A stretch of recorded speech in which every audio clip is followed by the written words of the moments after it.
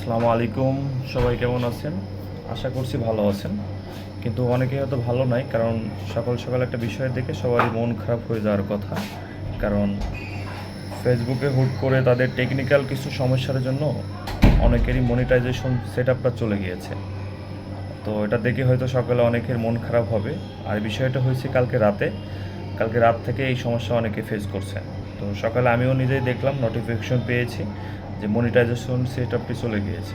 তো যেহেতু এটা ফেসবুকের ইন্টারনাল একটি সমস্যা, তো আশা করা যায় 24 বা 48 ঘন্টা সময় দিলে অটোমেটিক্যালি এটা ঠিক হয়ে যাওয়ার কথা। তো এটা নিয়ে অনেকে মন খারাপ করবেন, মন খারাপ করার দরকার নাই। হতাশ হবেন না, দুশ্চিন্তা করবেন না। ধৈর্য ধারণ করুন। 24 থেকে 48 ঘন্টা সময় দেন।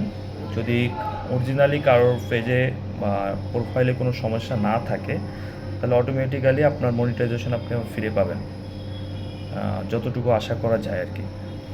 তো এটাই বলবো যে দুশ্চিন্তা করার দরকার নেই, লেগে থাকুন। সবার জন্য শুভকামনা। সবাই ভালো থাকবেন, সুস্থ থাকবেন। আল্লাহ হাফেজ।